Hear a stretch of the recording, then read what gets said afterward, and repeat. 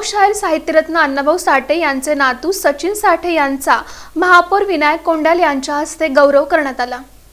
लोकशाहीर साहित्यरत्न अण्णाभाऊ साठे यांच्या कार्याचा आणि विचारांचा वारसा पुढील पिढीपर्यंत पोहोचवण्याचं महत्त्वपूर्ण कार्य करणारे त्यांचे नातू सचिन साठे यांचा सोलापूर महानगरपालिकेतर्फे महापौर विनायक कोंडाल यांच्या हस्ते शाल, श्रीफळ आणि पुष्पगुच्छ देऊन गौरव करण्यात आला।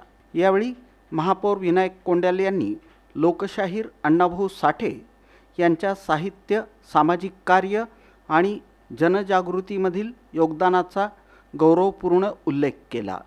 अण्णाभाऊ साठे यांनी आपल्या लेखनातून, शाहिरीतून आणि सामाजिक विचारांमधून समाजातील वंचित, शोषित आणि दुर्लक्षित घटकांना आवाज दिला। त्यांच्या विचारांची प्रेरणा आजही समाजाला दिशा देणारी असून त्यांच्या कार्याचा वारसा जपणाऱ्या सचिन साठे यांचा सत्कार करणं ही सोलापूर महानगरपालिकेसाठी अभिमानाची बाब असल्याचं महापौरांनी सांगितलं।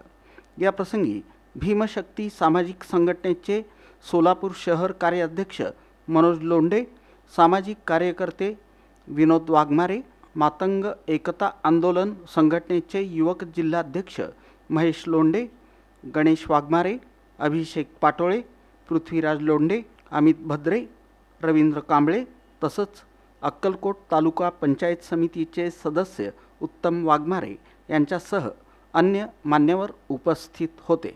आज मी सोलापूर जिल्ह्यामध्ये आहे आणि या ठिकाणी येण्याचं प्रायोजन एक अत्यंत महत्त्वाची म्हणजे महाराष्ट्रामध्ये सध्या गाजत असलेला आरक्षण उपवर्गीकरणाचा जो विषय आहे या निमित्ताने एक बैठक आयोजित केलेली आहे। त्या बैठकीच्या निमित्तानं मी या ठिकाणी उपस्थित आहे।